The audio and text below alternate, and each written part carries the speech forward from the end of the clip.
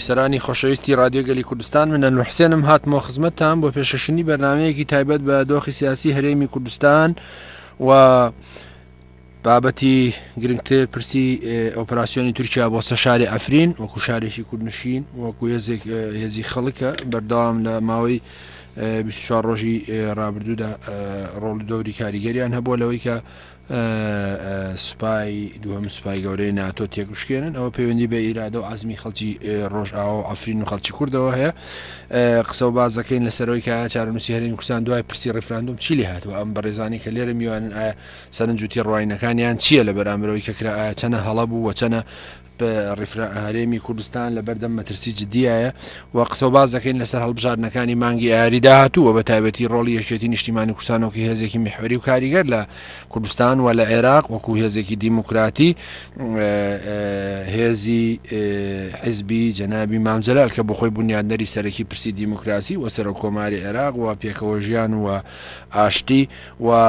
قساکەین لەسەرەوەی کە ئەم هەڵبژاردنانە چەنە بۆ یەکێتی نیشتیمانی کوردستان و لە بەرامبەریا بۆ خەڵکی کوردستان گرنگە بێ یەکێتی نیشتیمانی چی بکات لە تەوەری داهاتوومان قساکەین لەسەر کۆنگرەی داهاتووی یەکێتی نیشتیمانی کوردستان بە میوانداری ئەم بەڕێزانە کە بەڕێز کاکاوە ڕەحیم لێپسرایی کۆمیتەی مامۆستایان و فەرمانبەران لە مەڵبەندی ڕەخسنی سلێمانی زۆر بەخێر بێ کاکاوە بۆ ستۆدیۆی دەنگیگەلی کوردستان لە چەمچەماڵ عەفوو لە چەمچەماڵ بەڕێز کاک ڕەحیم تۆفیق لێپسراوی کۆمیتەی حوتی ڕێخستن لە مەڵبەندی سلێمانی بەڕێز کاکسم کۆهەڵەدنی لێپسراوی کۆمیتەی چواردەی ڕێخستنی پیرەمەگرون بەڕێز کاک عەبدولی قەرەداغ لێپسراوی کۆمیتەی 20 ڕێخستنی قەرەداغ بەڕێز کاک ئەحمەد مەلا لێپسراوی کۆمیتەی ڕێخستنی تەکیە بەڕێز کاک عومەر خەیلانی لێپسراوی کۆمیتەی ڕێخستنی زاخۆ کە بە تەلەفۆن لە زاخۆ لەگەڵمانە و بەڕێزانێت لە ستۆدیۆ میوانن. بەڕێز کاکەوە لە جەنابتەوە دەست پێ بکەم لە سەرەتای بەرنامەکەی قسەم کرد کە با لە پرسی ئەفرینەوە دەست پێ بکەین ئەگەر سەرنج و تێڕوانینی جەنابەت چییە سەبارەت بە پرسی ئەفرین و ئۆپۆراسیۆنی تورکیا بۆ سەر ئەفرین و جەنابتان وەکو کادرێکی یەکێتی نیشتیمانی کوردستان ئەم ئۆپۆراسیۆنە چۆنی داناکەن و پێویستە بۆ نمونە یەکێتی نیشتیمانی کوردستان یا هێزە کوردستانیەکان لەم بارەیەوە چ دەور و نەخشێکیان هەبێ. سەرەتا لێرەوە سڵاو و ڕێز بۆ شەرەفانان بۆ هەموو دانیشتوانی ئەفرین. بەڕاستی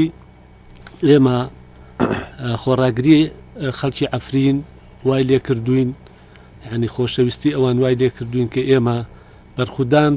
بەردەوام بێت بۆ ئەوەی بتوانین هەموو پارچەکانی کەی کوردستان ڕزگار بکەین. ئەفرین سەلماندیان کە کورد چەندێکە زوڵمی لێکرێ و ئیستاکەیش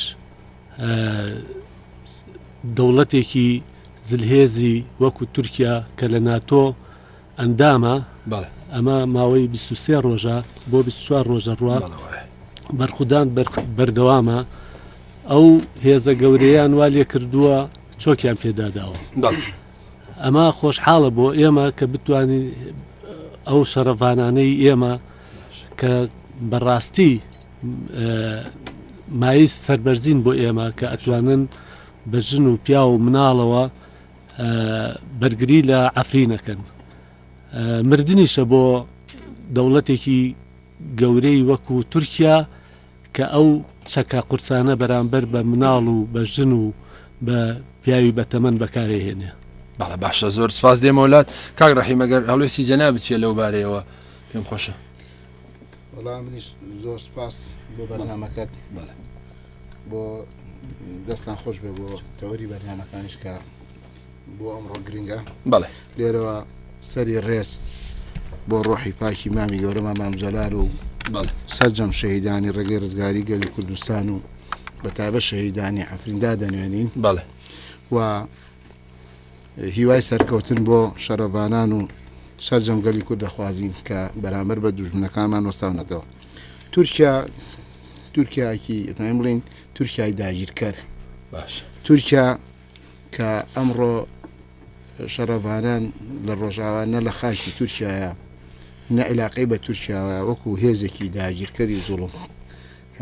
زاڵم ئەوێ زوڵم لە نەتەوەی کورد بکات. لەبەرەوە مەڕای من ئەو شەڕەیە کە شەرەفانانەکە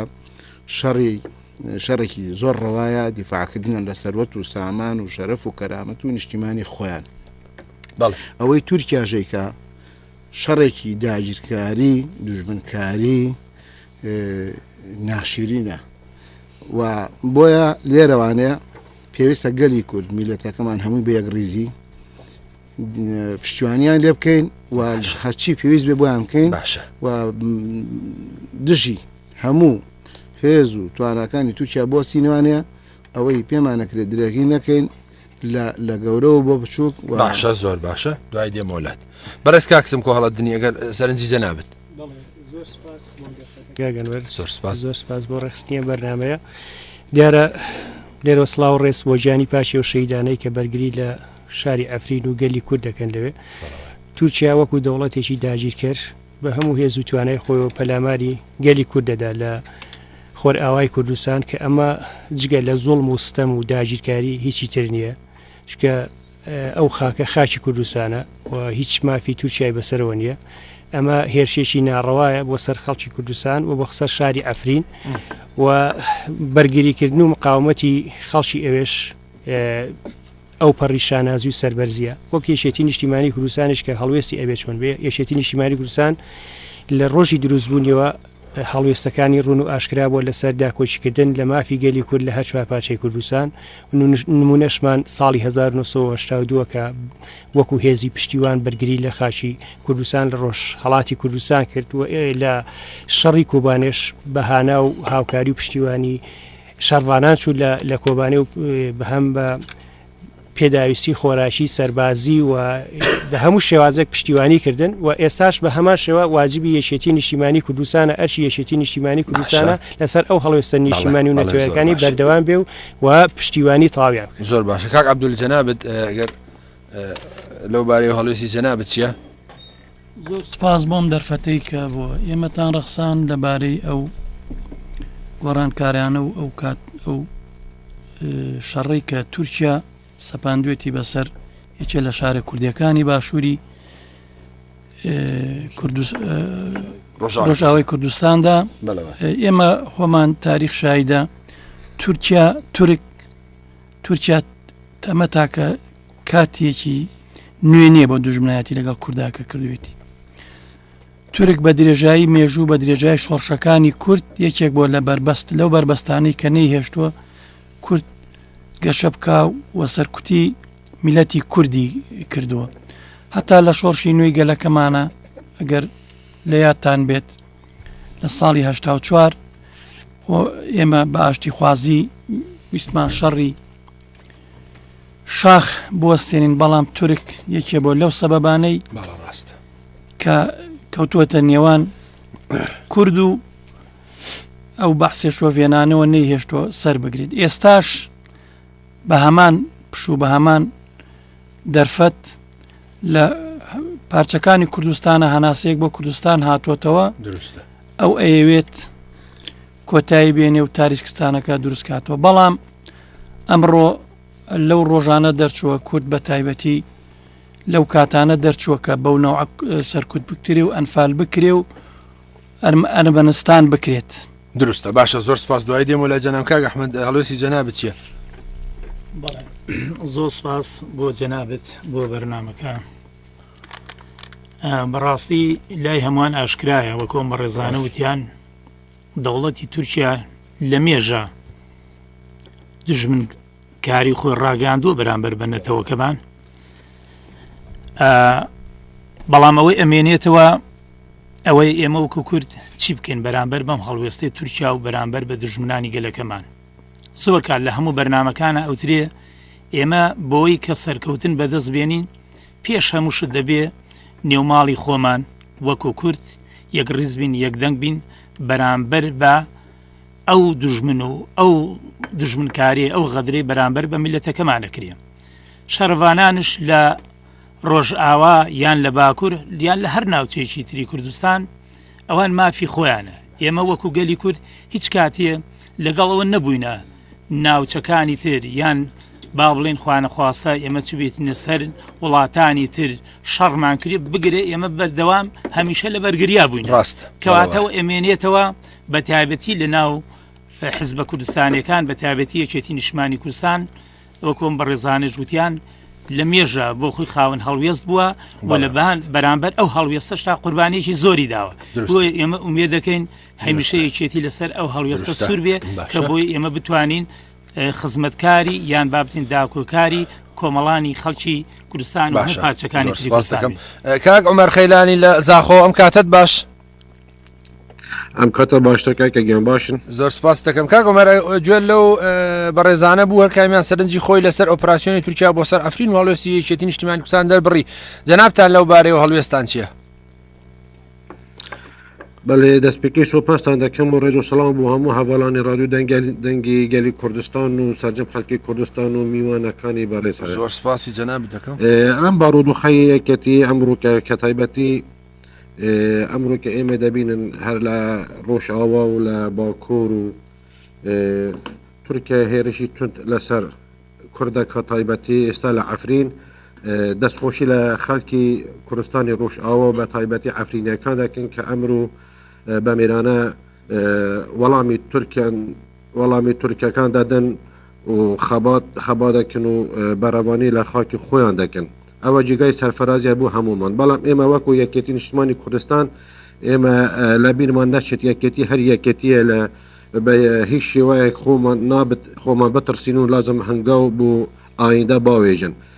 ئێمە دایمەن لەسەر ئەرک و شانمانە کە ئێمە وەکو یەکێتیەکان دیفاع لە خەڵکی کوردستان بکەن لە باکوور بێت لە ڕۆژئاوا بێت لە ڕۆژهەڵات بێت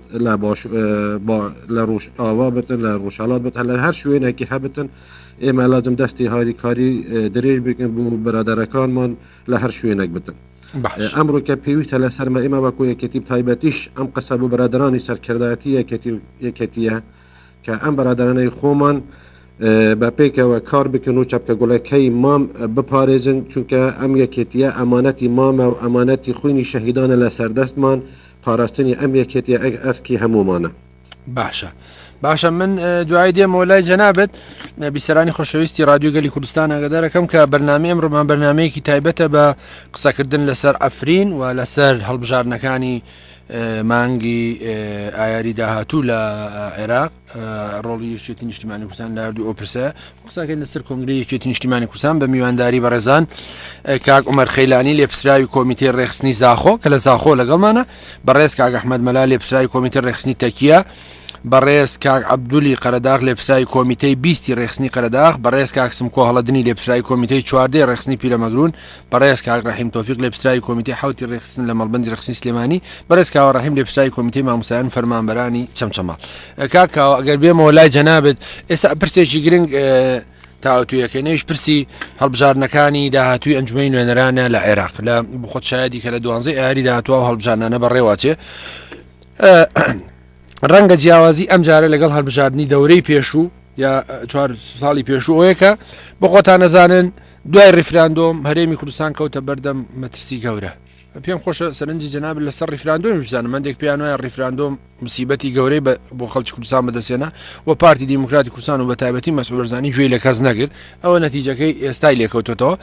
لە بەرامبەر ئەوەیە خاڵی دووەمیەوەیە کە لێرە هێزی تازە دروست بوون ئەم هێزانە چۆن مامەڵەیان لەگەڵ بکرێ و خاڵێکی تریژەوەیە گەر جەنابەت سەرنج لەسەرەوە بێ پارتی دیموکراتی کوردستان باسیەوە کە من بەشداری هەڵبژارنەکانی کەرکووک ناکەم بە قسەی ئەو احتیلال کراوە کەرکووک تکریت دیالە بەڵام بۆ مووسڵ بەشداری هەڵبژارنەکانەکاو وەگەوە بێ مووسڵ سەر بە فەڕەنسا بێ و کەرکووکیش سەر بە فەلەستین بێ بە قسەی پارتی دیموکراتی کوردستان ئەو چاواشەکاریانە تا چەند بێ یەکێتی نیشتیمانی کوردستان وەڵامی پێ بداتەوە لەو بارەیەوە سەرنجی جەنابەت چییە؟ وەڵای من بەڕاستی سەرەتا مەسەلەی ڕیفراندۆم هەموو دۆستەکانمان هەموو زلهێزەکانی دنیا بەڕاستی هاواریان کرد وتیان ڕیفراندۆم مەکەن ئێمە هاوکارتانە بین ناڵێن مەیکەن وتیان بیکەن بەڵام دوای خەن بەڵام ئەوە بوو پارتی دیموکراتی کوردستان هەر سوور بوو لەسەرەوەی کە بیکە کردی و ئەوەی نەتیجەکەیە کە لە بینیمان چیمان بەسەر هات یعنی مەسەلەی هەڵبژاردنیش کە پارتی دیموکراتی کوردستان لە کەرکووک بایکۆتەکە نایکات بەشداری ناکە کادرێکی پارتی شتێکی نووسیوە ئەڵێ ئێمە بۆ حەسەن و حوسێن ناگریان بۆ هەریسەکاگری بۆ نەوتەکەیەتی بۆ نەوتەکەیە ئەجا ئەو بۆ نەوتەکەی ئسا نەوتەکە لە ژێر دەستی ئەو نەماوە دروستە ئەڵێ بایکۆتەکەم ئەجا ئەمە بەڕاستی شەرعێدانە بەوەی کە داگیرکردنی کوردستان یعنی لەم کاتێ ئێمە پێویستە هەمومان هەموو حیزبە سیاسیەکان لە کەرکووک بە هەر شێوەیەک بێ هەمومان یەکدەنگ بین یەک لیست بین بتوانین لە کەرکووک و لە ناوچەدا بڕاوکەن فەرقی کەرکووک و هند مووسڵ چییە؟ هیچ حنی بەڕاستی لەوێ کورد هەیە لێرە کورد هەیە لەوێ عەرەب هەیە لێرە عەرەبەیە شیعە و سوننا هەموو هەیە بەڵام ئەمە ڕاست دێ ئەمە بیانوویەکە کە ئەو پارتی دموکراتی کوردستان بەڕاستی لە دەبەری کەرکووک خۆی شکستی هێناوە شکستی هێناوە ناتوانێت دەنگ بێنێ لە کاتی لە ساڵی 2014 دیسانەوە بە هاوکاری یەکێتی نیشتیمانی کوردستان کورسیەکی کەی هێنا ئیجنا نەیەتوانی دوو کورسی بێنێ اینجا بۆیە ئەمەی کە ئەوانەیکەن ڕاست نییە دژی کووردە دژی خەڵکی کەرکووکە ئەو هەر لە سەرەتایش لە کاتی لە پێش ئەوەی کە کەرکووک داعش هێرش بکە ئەو لە دەرەوەی کەرکووک خەندەقی بۆ خۆی هەڵکەن و دوور کەوتبووە لە کەرکووک ینی ئەو بەرنامەی ئستای نییە بەردامەی پێشترێتی کە ویستوێتی لە کەرکووک دوورکەوێت باش کاگڕاهیم جەنابەت سەرنجی جەنابەت چیە لەسەر ئەو پرسیارەی کردم و ئەوەی کە هەڵبژارنەکان بۆ نمونە چارە نووسازن ینی بۆ منە خەڵکێکەیە نیگەرانە لە یەکێتی نیشتیمانی کوردستان بۆ نمونە بەڵام ئەمە مەسلەیەکی نیشتیمانی نەتەوەییە ڕوو بە عێراق ڕوو بە هێزە شیعە و سوننەکانن کە بینیمان لە 16 ئۆکتۆبر و لە پرسی ڕفراندۆما چۆن مامەڵیان کە لەگەڵ ئێمەوە تا ئێستا مەتارەکان داخەن سنوورەکان داخەن پێ دوانێ ینی ئەرکی یەکێتی نیشتیمانی وەکو هێزێکی نیشتیمانی زۆرتر کاریگەری لەسەرەوە هەبێکە پێویستە خەڵک بەشداری و دەنگدانە بکە و دەنگدانە پەیوەندی بەگلەی و ناڕزایەتی نییە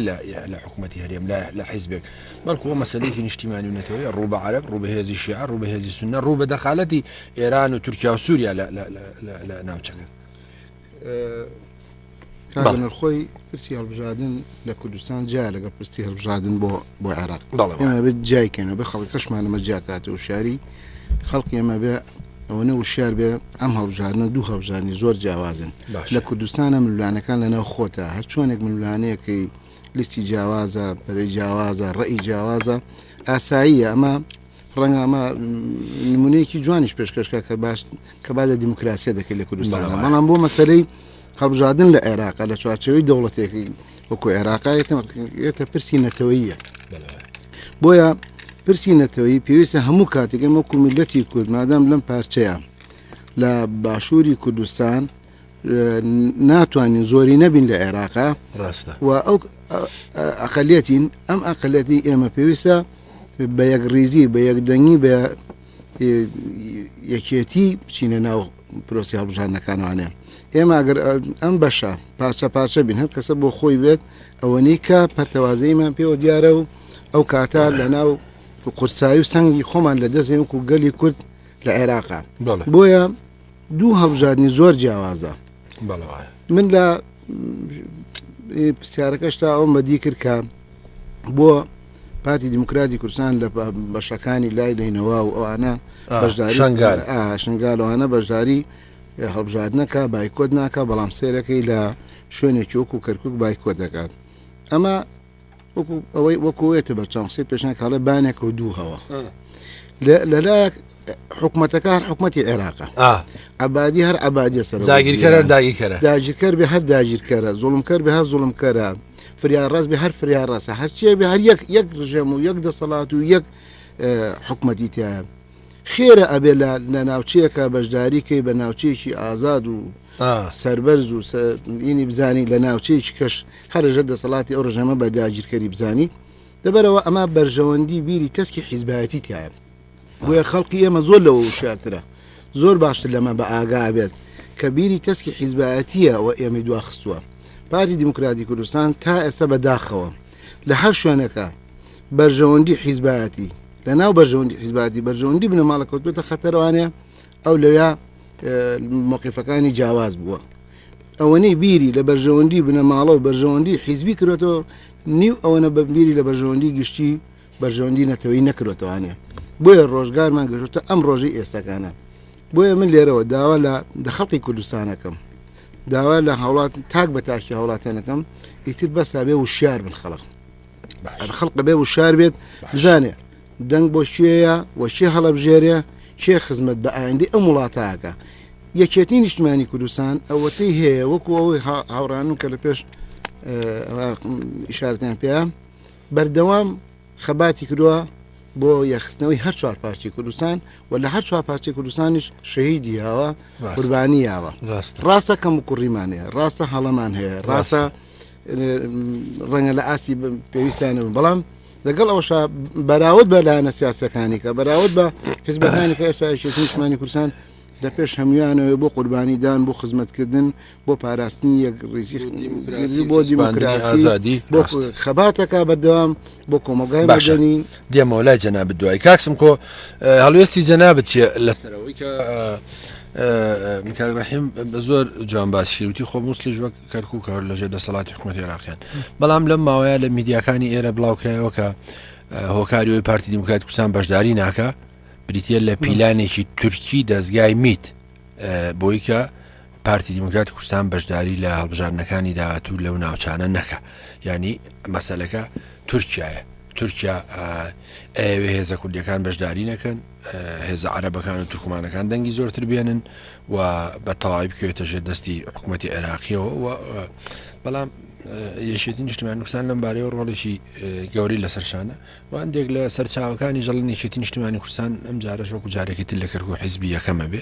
ڕاستە ئەوەی وتی کێشە هەبووە خەڵک لێ یەکێتی هەیە بەڵام مەسەلێکی نیشتیمانی و نەتەوەی یەکێتی نیشتیمانی کوردستان قوربانێکی زۆری دا بۆ کەرکوو داوە بەڵێ دیارە منەمەوێت تۆزە بگەڕەمە بۆ دواگەری ئیجازە لە ئەنجامی ئەوەی کە لە هەڵبژاردننی 21 نۆی 2013 هێزی یەکێتی نیشتیمانی کوردستان و کورسی یەکێتی نیشتیمانی کوردستان شوە دواوە سیاست پارتی دیموکراتی کوردستان بوو بە حیزبی یەکەم لە ئاسی پەرلەمان و لە ئاسی دەسەڵاتەکانی کوردستان و زیاتری سیاسەتی بەڕێوەبرنی کوردستان کەوتە دەست پارتی دیموکراتی کوردستان و ئەوە نەتیجەکەیەتی کە ئێسای بینی بۆیە ئەوە ئەبێ خەڵکی کوردستان تێبگات لەوەی کە دەنگ بە یەکێتی نیشتیمانی نادا ئەمە نەتیجەکەیەتی و کەمکردنەوەی سەنگی یەکێتی نیشتیمانی کوردستان لە حکومڕانی و لە بەڕێوەبرنی سیاسەتی کوردستان نەتیجەکەوێت چکە چەند نمونەیەکشمانە نمونە بۆ نمونە یەکێتی نیشتیمانی کوردستان زۆر هەوڵی داکە ئێمە وەکو گەلی کورد لەگەڵ حکوومەتی عێراقی تێشی نەدەین و دراوسێتی خۆمان پارێزین پەیوەندەکانی خۆمان بێت بەڵام ئەو کاتە ئێمە تۆ متبارە کرد بۆی داکۆشی لە بەرژەوەندەکانی دەسەڵاتی مالیشی و مانەوەی مالیشی و دەسەڵاتی ئێران و چیوچیەکەین هەتا لە سەرەتای دروستبوونی شەڕی داعیشا زۆر جار تاوانباریانەکردین بۆی کە ئەو شەڕی کورد نییە یەکێتی نیشتیمانی کوردستان لە پێناو دەسەڵاتی مالیشی و دەسەڵاتی ئێرانایکە زۆر جار یەکێتی نیشتیمانی کوردستان ئەم شاڵاوانەی بەڵام دوای دەرکەوت کە ئەوە داعش هێزیشی داگیرکەرە و پەلاماری کوردستانەدا هەموو خەڵکی کوردستان قەتڵ ئامکە مەسلەی پارتی دیموکراتی کوردستان ئەگەر مەسەلە شنگار بێ شنگال دوو جار بەدەستەوە درا جارێک لە سەردەمی داعشە بەدەستەوە درا ئەو هەموو خەڵکە کوشرا زیندە بە ساڵ کرا و هەموو تعدایەکرا ئەو مڵک و ماڵی خەڵک هەمووی زەوت کرا و بە تاڵان برا و جارشتریش لە ئەم جارش کە حکوومەتی عێراقی هاتەوە پەلاماری ئەو ناوچەیدا و بەبێ هیچ کێشەیەک هاتەوە دەسەڵاتی دوو جار ئەوان ئەو ناوچەمە ئێمە ئەتوانین بڵین لە کەرکووک گەورەترین شانازیمە ئەوەیە کە ئێمە نەمان هێش دەستی داعش و تیرۆریستان بگاتە ناو شاری کەرکووک و خانەقین و ناوچەدامی ڕێناوەکان و گەورەترین سەروەریش بۆ یەکێتی نیشتیمانی کوردستان ئەوە بوو کە ئەوەی کرد بەڵام لە دوای ریفراندۆم و ئەنجامدامی ڕێفراندۆم کە ئەوە شارەگەڕێتەوە بۆ ئەوەی کە جۆرێک لە بەداخەوە جۆرێک لە خۆسەپاندنی پارتیە دەسەڵاتی پارتی بەسەر هەرێمی کوردستان وای کرد کە بڕیاری ریفراندۆم داوە زۆر هاواریش کرا کە ریفراندۆم دوا بخرێ بۆ کاتێکی تر و هیچ هێزێکیش ناتوانێت مزایدە بەسەرێکی تا بکە کە لەگەڵ مافی چارەی خۆنووسیان لەگەڵ سەربەخۆی کوردستان چکە بە درێژایی مێژوو یەکێتی خەباتی کردووە لەو پێناوە خوێنیش قوربانیشی داوە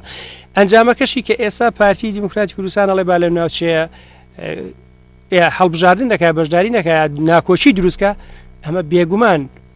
خۆی لە خۆی ئاچێتە خزمەتی دوژمنان و داژیکەرانی کوردستانەوە تێکدانی یەک ریزی کوردستان و تێکدانی بارودۆخی ناوچەکە و بەشداری نەکردن لە پرۆسی هەڵبژاردن هیچ قانجازێک بە خەڵکی کوردستان ناگەێنێ کە قانجاز بە خەڵکی کوردستان و ئەو ناوچانە ناگەێنێ ئەچێتە قانجازی دوشمنان و داگیرکەرانی کوردستانەوە بە تایبەتی دەوڵەتی تورکیا ئێمە بۆیە پێویستە یەکێتی نیشتیمانی کوردستان واجبێتی ڕاستیەکان زیاتر بۆ خەڵک ڕوو بکاتەوە لە ڕێگای ڕاگەاندەکانی خۆیەوە بەداخەوە ئەوەی کە من وەک شخصی خۆم کادرێکم گلەیم لە یەکێتیە ڕاستیەکان کەمتر بۆ خەڵک ڕوون کردوەوە لەسەر بارودۆخی کەرکووک و ئەو ناوچەی کە ئەو ڕووداوانەی کە ڕووکردنەوەی زیاتر بدا لەسەر ئەو چکە ڕێکەوتنی پێشتری سەردەمی شەڕی داعش وەکو حکوومەتی عێراقیە بە هێزەکانی بێنێتە ئەو ناوچە بەڵام تاکو ئێستا ئەمە وەکو خیانەت وەکو شتێک لێدراوەتەوە کە ئەمە زوڵمێکی گەورەیە دەرحەق بە یەکێتی نیشتیمانی دروستە کاک عەبدولهەڵێسی جەنابەت چییە سەبارەت بەو پرسە و ئەو چاواشەکاری پارتی دیموکراتی کوردستانی کە وەی کە سمکۆش باسی کرد دوو جا شنگال چۆڵەکە و مووسڵ بە ناوچە ڕزگارکراوە زانێ و کەرکوو بە ناوچی احتیلالکراوە زانێ و ئەوێ لەو بارەیەوە یعنی بۆ مەسجێکی جوانیشیدا کاکسم کۆ مەسجەکەشەوەی بۆ خەڵکی کوردستان و بەتایبەتی بۆ دۆست و لایەنگران و یەکێتی نیشتیمانی کوردستانەوەیە کە ئەگەر دەنگ نادەن بە یەکێتی نیشتیمانی کوردستان دەنگ پارتی دیموکراتی کوردستان ئەمە حاکمیەتەکەیەتی ئەمە تووشی خەڵکی تووشی ئەم موسیبەتە کرد جگە لە سیوێکی ئاب جگە لە دەست بە سەراگرتنی نەوت و جگە لە مەسلەی ڕیفراندۆم و موسیبەتەکەی بارزانانی وتی وتیەکە ڕیفراندۆمەکە سەرکەوتو نەبوو بڵێن سوار سەری گای هار بوو ئەم پیاوە ئێستا هیچی نەوت جۆ لە ماڵەوە دانیشتووە هیچی نەوت ینی پێدوانە ئەبێ یەکێتی نیشتیمانی کوردستانەوەی کاکسم خۆڵێ تەوزیحی زۆرتر دا ڕوونکردنەوەی زۆرتر دا ڕاستیەکان بۆ خەڵک دەستنیشان بکە هەواڵان زۆر سپاس بۆ کاکسم کۆ برادران ئێمە شتێکی کە بێری خۆمان خێنەوە ئێمە کاتێک کە داعش دەستی گرت بەسەر ناوچەی ناوەڕاستی عێراقدا یەکێتی نیشتیمانی کوردستان تاکە حیزب بوو کە ئاگاداری هەموو لایەنەکانی کردەوە ئەبێ ئێمە ئاگامان لە خۆمان بێکەوە داعش هاتۆتە سنوورمان و بۆ ئێمەیشە بەڵام پارتی دیموکراتی کوردستان لە ڕێگەاندەکانی خۆیان وتیان ئێمە لەگەڵ ئەم دەوڵەتە ئەکرێ دوو دراوسەی باش کرێت دوو دراوسەی باش بین ئێمە زوو دەرکمان بە ئیشەکان کرد بەڵام هەر لەو کاتانەدا ئەوە بوو هێرشیان هێنا بۆ سەر ناوچە دابڕێونەکانی هەرێمی کوردستان و بە تایبەتی شاری کەرکووک کە یەکێتی نیشتیمانی کوردستان قەڵغانێکی زۆر بە قووەت بوو لەوێ پارتی دیموکراتی کوردستان لەگەڵ عەبادی دانیشت بوو کاتی خۆی پێشەوەی ڕفتامدۆمیش بکات کە وعدی دابوو لە دوای داعش هەموو شوێنەکان تەسلیمی حکوومەتی عێراقی بکاتەوە و خۆشما بە بەرچاومانە بوو هەموو برا پێشمەرگەکانمان لێوە بوون کە یەکێتی نیشتیمانی کوردستان چ دیفاعێکیان کرد لەو شوێنە و یەکێتی نیشتیمانی کوردستان لە دروستبوونیەوە تا ئێستا تەسحی بە خۆی یاوە تەسبێ بە حیزبەکەی کەمتر داوە تەسحی بە خۆی داوە بۆ میلەت بۆ خاکی کوردستان و هەت پارچەی کوردستان یەکێ بۆ لەو حیزبانەی کە بەڕابەتی هەواڵ مامجەلال وای گۆش کردوین وای فێر کردوین ئێمە تەسحێدان بە خۆمان و بە حیزبەکەمان بۆ میلەتەکەمان و بۆ خاکەکەمان بین مامجەلال زوو بە کوردی ڕاگەیاند وتی لەم کات و زروفاکەوە ئێمە تازە هاتوونەتە سەر و تازە چاوما کراوەتەوە سربەخۆی ئێستا خەونی شاعیرانەیە بۆ ئێمە ئەو لە هەموو مەسەلەکان گەشت بوو بەڵام برادەرینە ئێمە لێمان تێک نەچێ پارتی دیموکراتی کوردستان بە زەبر ڕیفراندۆمی پێکرا ئەبێ بیکردایە و نەتیجەکەشی ئەوە دەرچوو چونکی ئێمە تاقا وڵات بین لە هەموو عالەمە بەڕاستی هەموو ئەوروپا و 5 دەوڵەتە زلهێزەکە لەگەڵمان هاتە جوابوتی دانیشن ئێوە دانیشن ڕیفراندۆمەکەشتیوانتان هەموو شتەکان دەسەر ئێمە و بەڕاستی ئەگەر ئەو ڕیفراندۆمە نەکرایە و حیزبەکانی کوردستانش لەوە ترسان کە کاک مەسعود وعدێکی وەرگرت پێ و دوایی ئێمە بەوە دەرکاکەوەمە خاینەکەین بەرامبەر کورد نەبوونی حکوومەتی دەوڵەتی کوردی لەبەرەوە بەڕاستی ئەمە شتێکی ئاشکرا و ڕوونە کە یەکێتی نیشتیمانی کوردستان لە هەموو بوارەکانە زەنگی ئاگادارکردنەوەی لێداوە بۆ هەموو لایەنەکان بەڵام بەداخەوە گوێی لێ نەگیراوە ئەگەر یەکێتی نیشتیمانی کوردستان ئەوەی لە ناوچە دابراوەکان کردوێتی ئەوەی لە کەرکووک کردوێتی خۆمان باشە زانین کەرکوو لە ئەو شاری کەرکووک کە هەموو بینیومانە لە کاتی ڕژێمی بەعسیشدا شارێکی دواکەوتو شارێکی بێخزمەت گوزاری بەڵام یەکێتی نیشتیمانی کوردستان دەستی گەشتی و کردی بەو شارە کە ئێستا هەیە و ئێستاش کە ئاڵێن خیانەتی شانزەی ئاب ئێمە یەکێتی نیشتیمانی کوردستان حەکیمانە چونکی ئەو جێشەی کە هاتبوو بۆ قەتڵعامی کورد هاتبوو ینی بەڕاستی جارێک کە قەتڵعامی کورد کا بەڵام یەکێتی نیشتیمانی کوردستانە هەچەند زیاد لە 100 شەهیددا لەو پێناوە هەمی پێشمەرگە بوو نەیهێشت ماڵ و گەنج و کەس حتا بە عەرەبەکان و تورکمانەکانیشەوە تووشی ئەو کارەساتە بن حەکیمانە لەو وەزعە دەرچوو و ئێستاش ئێمە بە پشوو درێژانە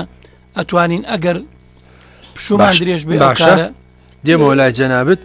کەرکوب بگێڕینەوە سەر هەرێمی کوردستان. کاک ئەحمەد هەڵوێستی جەنابەت چییە لەو بارەیەوە ئەوەش بە نەزەری ئەتیبار وەرەگرین کە ئەوەی کە ئەو بە ڕێزانە وتیانێکێتی نیشتیمانی کوردستان ویستی ڕێگری بکە لەوەی کە لە 16 ئۆکتۆبەر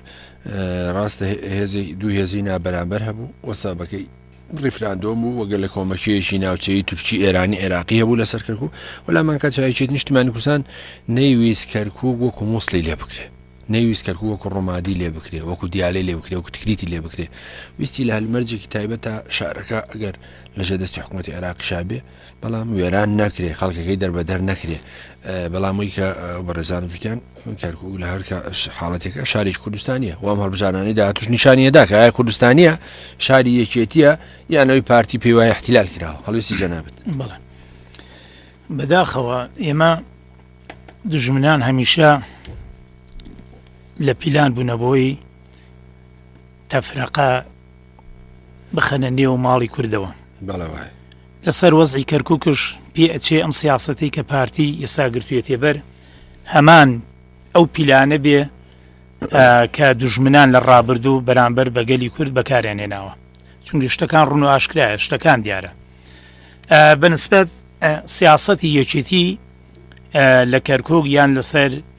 ئەو ڕوودا و ئەو کێشە مەشاکلانەی کە لە 16 ئۆکتۆبەر کە ڕوویدا ئێمە پێتاوان بارەکرین بە تەکید لای هەموو خەڵکی کوردستان ئاشکرایە کە یەکێتی نیشتیمانی کوردستان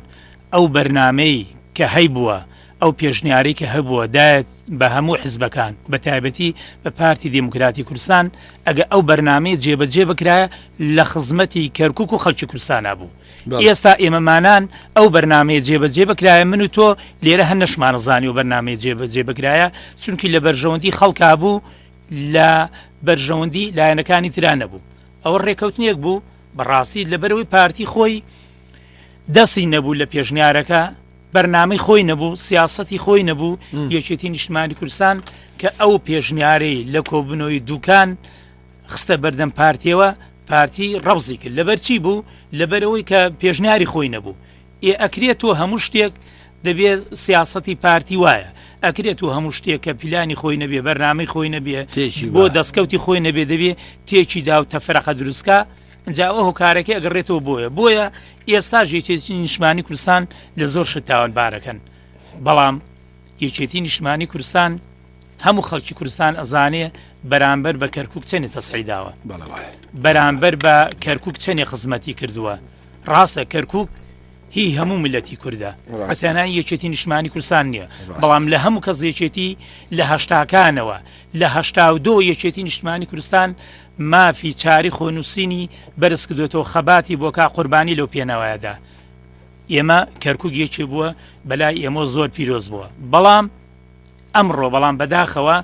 ئەو سیاسەتی پارتی گرتوێتێ بەر لە هەموو شوێنێ لە کەناڵەکان کاگ مەسعود کادرەکانیان لە هەر شوێنێکەوە دەرەکەون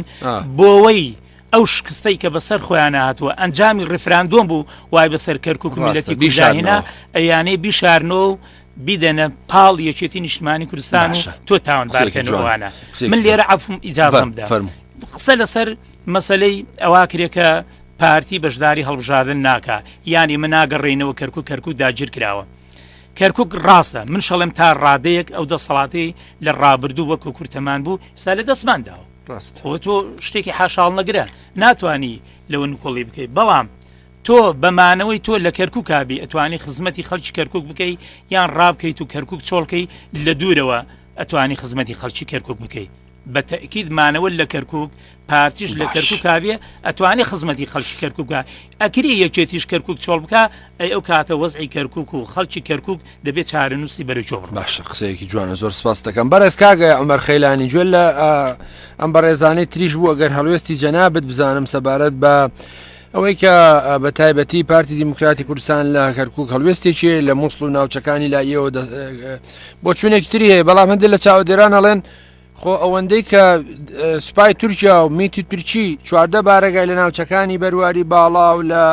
سنووری ئامێدی و لە منتقەکانی ژێدەسەڵاتی پارتی دیموکراتی کوردستان هەیە مەترسی نییە بە قەدەرەوەی سوپای عێراقی بە پێی دەستور بۆی هەیە لە سلێمانی بێ لە هەولێر بێ لە شارەکانی ترش بێ بۆچی پارتی دیموکراتی کوردستان دوو هەڵوێستی ئاوا دووفاقی و جیاواز و پارادۆکسی گرتوتە پێش کاکە گەبە مەسەلەی تورکیا خۆلەها لە پێش ئێستاوە حکوومەتی تورکیان شتێک هەبوون پێیان دەگوتن ئەگەر هیچ کیانێکی کوردی لە ئەفریقیا هەبێت ئێمە قبولمان ناکەن ئێستا ئێمە لەسەر سنووریانن کە تورکیا هێزێکی داگیرکەرە هەلا کوردستان داگیرکەرە ئێستا لە باشووری کوردستان ئێستا لە پارێزگای دهۆک چەندین بنکە و سەربازی تورکی لە دهۆک و لە ئامێدی و لە بامەرنێ و لە گەرێبی و لە ناوزاخ و بەرەگای میت و لە هەموو شوێنەکان هەن ئەنی ئەوە بەرنامای خۆیان جێبەجێ دەکەن وەکو حەزی خۆیان بەڵام ئێمە ئەوەی لەسەر شانمان ئێمە وەکو یەکێتی ئێمە چ بکەم باشترە ئەوەی بۆ ئایندە ئێمە قەسە لەسەر بکەن ئەوەی ڕابردوو تا 10 ڕۆژی تر قەسە لەسەر بکەن ئێمە قەڵاش ناکەن چونکە ئێمە یەکێتی تەنها ئەمە حزبێکی تازانین ئێمە حزبی دوێنی نەو حزبی ئەمڕۆ نەو حزبی بەیانی و ئایندەنیش ئێمە حزبی شەهیدان و خەڵکی هەژارانن لاوازبوونی یەکێتی لاوازبوونی یەکێتی لە کوردستان لاوازبوونی پێکەی کووردە لە عێراق و لە محافلی دوالی و هەرێمیدا لەومە پێویستە لەسەر ئێمە وەکو یەکێتی بەرنامەیەکی باشمان هەبتن ئێمە بتوانن ئەم دەڤەرانەکانی تر ئێستا مادەی 140 و نادەم دەڤەرەکانی دەرەوەی هەرێم چۆن بگەڕێنەوە لەم هەڵبژاتنە چونکە ئەوە زۆر مهمە دەنگی کورد ئەگەر کەم بکێت لەم دەبەرانە ئەم جارە ئەنی ئەوە پێگەی کورد لە بەغدا لاواز دەکەن ئێمە وەکو یەکشمانی کوردستان وەکو خەڵکانێکی تر ناڵن ئێمە لە فلان شوێن بەشدار ئەبن و لە فلان شوێن بەشدار نابن ئێمە وا دەزانە هەر لە شەنگار تا بڕۆی بێ بۆ زمار و شێخان و مەخمور و کەرکک و تا بڕۆ بۆ خانەقین هەمووان ئەم دەڤەرانە هەمووان کوردستانین پێویستە لە سەرشانمان ئێمە بەڕەوانی و دیفاع لەم دەڤەرانە بکەن وەکو یەکێتی ئەوەی پێمە باش بتن لە کەرکک لە دوای 16 ئۆکتۆبەر هیچ لایەنێکی سیاسی جورئەتی نەکرد تەحملی زەرراک مەسئولیت بکرد لە کەرکک لە هەموو دەڤەرەکانی تر لە شنگار خۆ کە یەکێتی لە شنگار باڵادەست نەبوو کاکە لە مەخمور باڵادەست نەبوو لە سەدەی مووسڵ باڵادەست نەبوو لە گوێر باڵادەست نەبوو لە بەعشقا باڵادەست نەبوو لەم شوێنانە هەمووان بەڵام ئەوە لە سەرشانمان ئێستاش ئێمە یەکێتی کە حزبێکی کوردستانین ئێمە تەحملی مەسئولیت دەکەن و ئێمە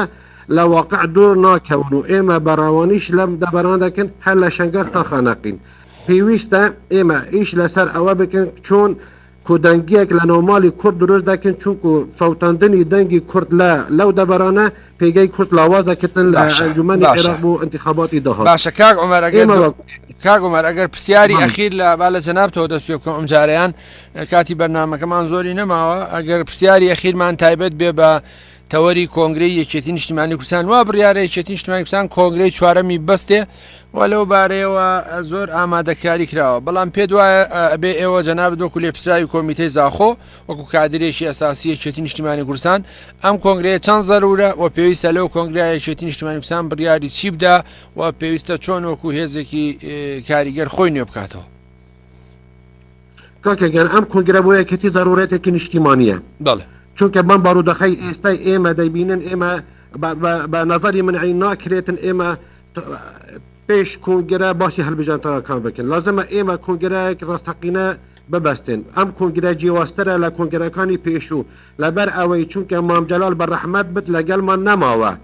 لەگەڵمان نەماوە لەوڕە ئەوەی پێویست لەسەر شانمان و لەسەر شانی سەرجەم هەواڵانی سەرکردایەتی یەکێتی وات لە بەوەرجەندی خۆیان بینن و بەرژەوەندی حزب و خەڵک بەرچاو بگرن ئەم کۆنگرە ببێتە کۆنگرەیەک فعلا بۆ نوکردنەوەی یەکێتی بۆ پارێستنەی چەپکە گوڵەکەی مام جەلال بۆ هێزکردنی یەکێتی جاران بگەڕێتەوە با بەم کۆنگرە ڕۆحی شەهیدەکانمان شاد بکەن کاکە گیان یەکێتی بگەڕێنە یەکێتی جاران ئەم یەکێتیایە کە ئەمانەتی مامە لە دەستماندا لازمە ئێمە ئەم ئەمانەتە بپارێزن چونکە وعد و سوز و پەیمانمان بە مام جەلالمان داوە کە ئەم یەکێتیە بپارێزن بەم شێوەیە ناکرێت ئێمە پێویستی کۆنگرایەکی ڕاستەقینەن ئێمە پێویستی خوینی نوێنە لە ناو سەرکردایەتەکە ئێمە پێویستی بە هەموو یەکەتیەکانن کەس لە یەکەتی زیاد نینەوە گوتنی مام جەلال زۆر جاران دەڵێت کەس لە یەکەتی زیاد نینە فعلەنش ئێمە نابینین کەس لە یەکەتی زیاد بتن بەڵام ئەوەی لەسەر شانمان ئەوەی پێویست ئێمە فعلەن ئەگەر ئێمە یەکەتینە ئێمە خوینکاری مام جەلالن ئێمە خۆمان بە خاوەنی ئەم حزبەی گەورە دەزانن پێویستە هەمومان بە یەک دەنگ بە یەک ڕەنگ بە یەک دڵ بەشدار بن لەم کنگرە ڕێگا بە گەنجانی یەکەتی بدن و سەرکردایەتێکی تازە بۆ یەکەتی دروست بکەن کە ئەم سەرکردایەتە فعلەن بتوانێت دیفاع لە یەکەتی بکرد دیفاع لە کوردستان بکرد دیفاع لە خەڵکی هەژاران بکرد باشەکە ئەمەرجان سپاست دەکەم کاک ئەحمەد مەلا ئەگە بێمەوە لای جەنابەت ئەمجارە باوێ دوایین هەڵوێستی جەنابەت سەبارەت دوایین تەوەری بەرنامەکەمان سەبارەت بە کۆنگری چوارەمی یەکێتی نیشتیمانی کوردستان چییە و ئێوەتانەوە چۆن بێەوە بۆن ئەندام و دۆست و لایەنگران یەکێتی نیشتیمانی کوردستان چییە خوازن لە یەکێتی و کۆنگرەیە چۆن نەتوانێت دەور و نەخشی جددی هەبێت لەسەر سیاسەتەکانی یەکێتی لەسەر سیاسەتی کوردستانی بوونی کەرکووک هەڵبژارنەکان لە دوای کۆنگری سێوە هەر لەوە دەست پێ بکەم کۆمەڵی پێشات و ڕوودا و گۆڕانکاری لە ناوچەکە و لە ناو خودی یەکێتی نیشتیمانی کوردستانش ڕوویداوە کەواتە سەرکردایەتی یەکێتی دەبواە زووتر بیری لە بەستنی کۆنگرە بکردایەتەوە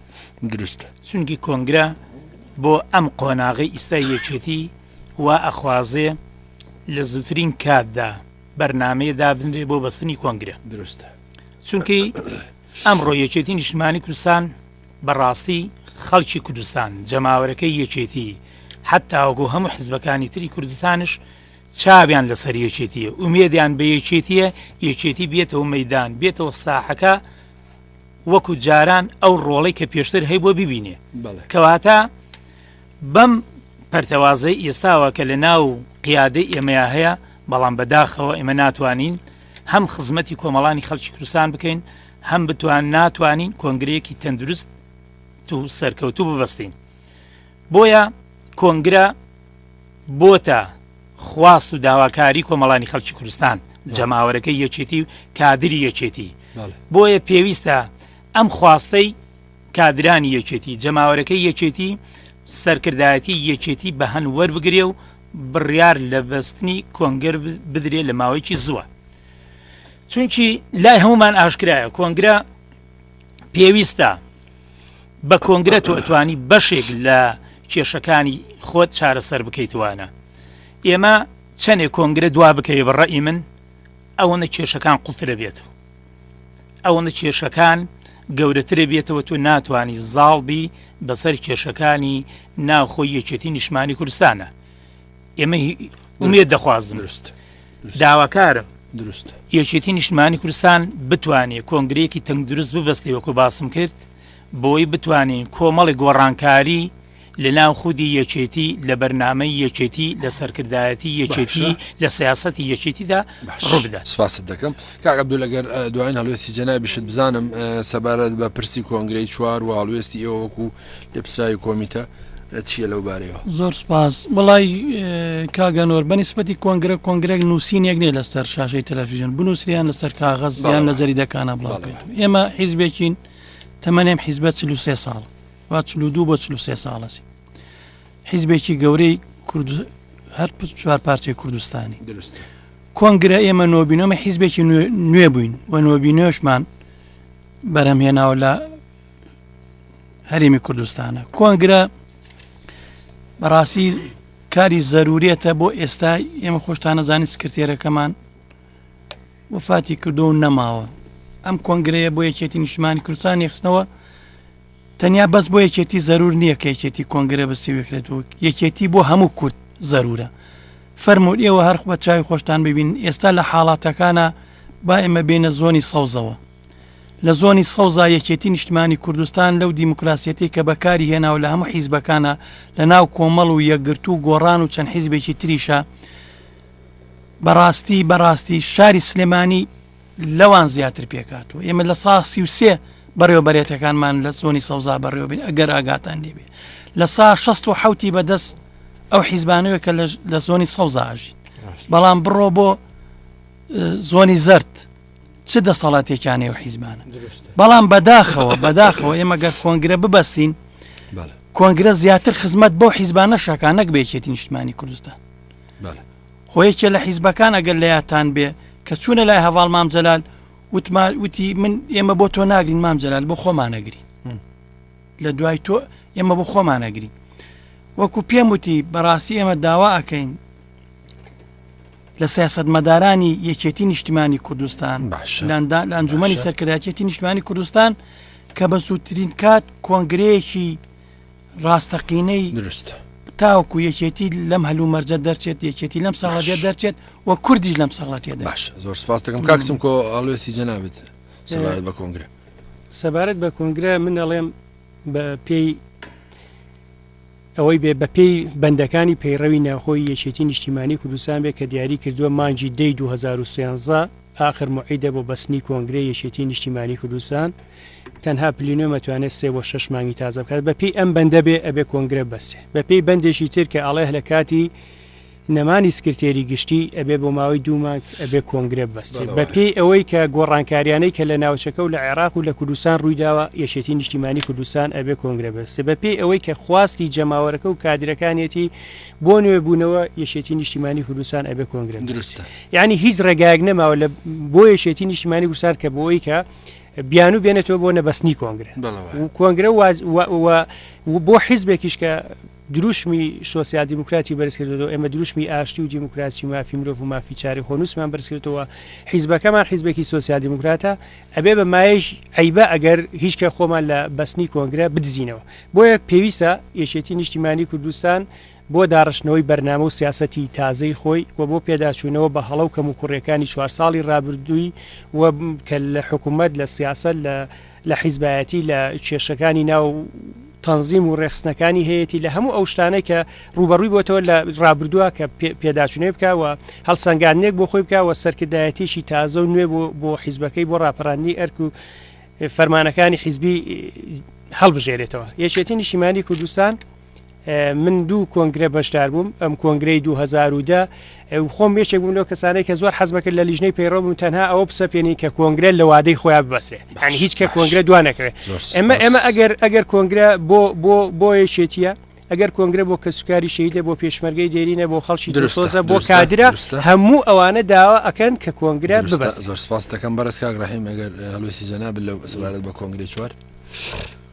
وڵا زۆر سپاس ئەم تەوەرە تەوەرێکی گرنگە بەلای کادرەکان و هەواڵانی یەکێتیەوە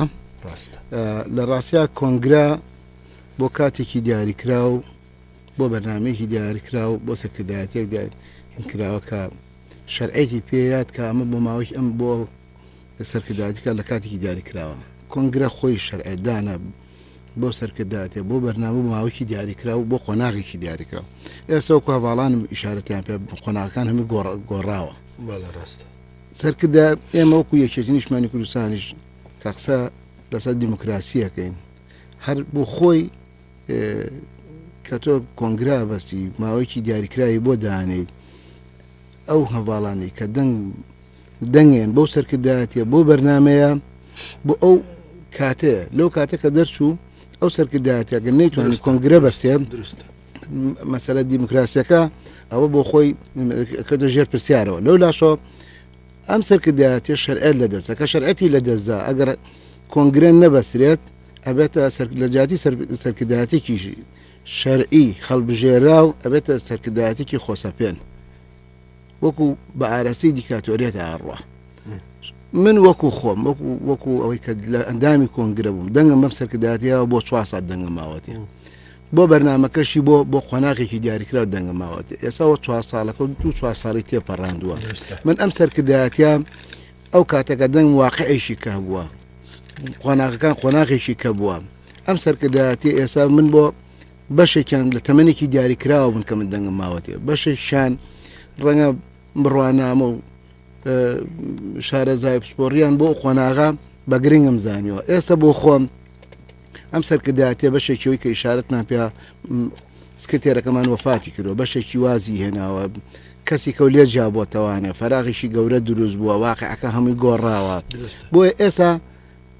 من بۆ خۆم وەکو کادرێکی یەکێتی نیشتیمانی کوردستان ئەم سەرکردایەتی ئێستا ئیتر بە شەرعی نازانم بۆیە داواکەم سەرکردایەتی بۆی ئەم سەرکردایەتە ئەفم کاگەر مەجارمی بۆی تەواویکەم مەهامەکەم بگەێنم ئەم سەرکردایەتە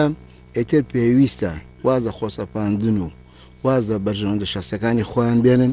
کۆنگرە لە خواستی جەماوەری یەکێتی جژ بۆ بە خواستی جەماوەری گەلەکەمان هەموو جارێک ئەمە خۆمانە ماڵێن و ئەمەش سەرمێنراوە یەکێتی لەکوێ لاواز بێت کە ناخۆش بوو دیموکراسی ئاشتی ئاوەدانی لێ لاوازە بێت ئەگەر یەکێتی سەرکەوتوو بوو ئەوانە گەشاکە و سەرکەوتوە بێت دەکەم دوایین هەڵوێستی جەناب بتوێن خۆشە لەسەر کۆنگرە بزانم وڵێ من لە وتێکی بەڕێز مامجەلالەوە جەنابی مامجەلال ئەی فەرموو مانەوەمان سەروەریمان بەندە بە یەکێتی نیشتیمانی کوردستانەوە بەڕاستی ئەم هەواڵانەی ئێمە هەواڵانی سەرکردایەتی یەکێتی نیشتیمانی کوردستان وەکو هەواڵان ئاماژیان پێکرد لە سەرکردایەتی دەرچووە بووە بە مەسلەیەکی دیکتاتۆریێت بەسەر ئێمەیە بەسەر ئێمەی کادرە ئەوەنەی زیاتر بیر لە دەستکەوتەکانی خۆیانەکەنەوە ئەوەنە بیر لە دەستکەوتەکانی میلەتەکەمان بیر لە دەستکەوتەکانی یەکێتی نیشتیمانی کوردستان ناکەنەوە یعنی پێویستە بە زووترین کات پێش هەڵبژاردنەکان کۆنگرە ببەسرێ کۆنگرە نەبەسرێ وەزعی یەکێتی خراپە بێ لە هەڵبژاردنەکانە یعنی وای لێ هاتووە خەڵک ڕۆژانە کە سەردانیمانەکەن لە کۆمیتەکانە لە شوێنەکانە شوێنە گشتەکانە ئەمە بینن باسی کۆنگرەیە هەمووی هەراڵێن کۆنگرەکەی ئەکرێ یعنی یەکێتیەکان نییە یەکێتی هەموو میلەتی کووردە بە هەر چوار پارچەکەی کوردستانەوە یعنی پێویستە کە ئێمە لە وەختێکی دیاریکراوە کۆنگرە ببەسرێ خوێنێکی تازە لە موچاوێکی تازە عقلێکی تازە بێتەوە ناو یەکێتی نیشتیمانی کوردستان بۆ ئەوەی یەکێتی بکەنەوە بە یەکێتەکەی مام کە لە سەرەتای لە هەشتاکانە یەکێتیەک بوو باشە یەکێتیەک بوو کە بەڕاستی حسابی بۆکرا بەڵام ئێستا سەیرەکەی هەندێک حیزبی بچووکەیە ڕۆژانە تعلیقمان لێدەن و قسەمان پێکەن ئەمەش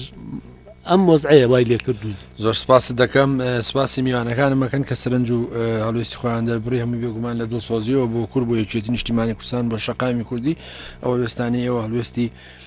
دروستن پێویستە یەکێتی نیشتیمانی کوردستان ڕێز لەو بۆچوونانە بگرێ و کۆنگرەی خۆی لە کاتی خۆیان ببەستێ و بتوانێت خۆی نێ بکاتەوە و قسە و بۆچوونی ئێوە و خەڵکی تر بە نەزەری ئەتیبار وەربگرێ و هیوادارین کەرکووکەر ئارام بێ و هیوادارین عەفرین سەرکەوێ ئەو پرسانێکی ئێمڕۆ تاوتۆمان کرد من ئەمێ سپاسی هەریەکە لە میوانەکانم بکەن بەڕێز کاوە ڕەحیم لێپسرایی کۆمیتەی مامۆستایان و فەرمانبەران لە چەمچەماڵ بەڕێز کاک ڕەحیم تەوفیق لێپسرایی کۆمیتەی حوتی ڕێخستنی مەڵبەندی ڕێخستنی سلێمانی بەڕێز کاکسم کۆهەڵەدنی لێپسرایی کۆمیتەی چواردەی ڕێخستنی پیرەمەگرون زۆر سپاس دەکەم بەڕێز کاک عەبدولی قەرەداغ لێپسرایی کۆمیتەی بیستی ڕێخستنی قەرەداغ زۆر سپاس دەکەم کاک عەبدول بەڕێز کاک ئەحمەد مەلا لێپسرایی کۆمیتەی ڕێخستنی تەکیە بەڕێز کاک عومەر خێلانی لێپسرایی کۆمیتەی ڕێخستنی زاخۆ کە لە ڕێگای هێڵی پەیوەندی و تەلەفۆنەوە لە زاخۆ لەگەڵمان بوو سپاستانەکەم هیوادارین لە بەرنامەکانی داهاتووە قسە و باسی زیاتر بکەین و سەرنجی خۆتان لە ڕادیۆ گەلی کوردستانەوە کە هەمیشە دەنجی خەڵک و دەنگی پێشمەرگە بووە و بتوانێت ئازادانە قسەی خۆتان بکەن لە بەرنامەکانی داهاتووە توانین قسە و باسی زیاتر بکەین زۆر بەخێر بێن زۆر سپاستانەکەم کاتێکی خۆش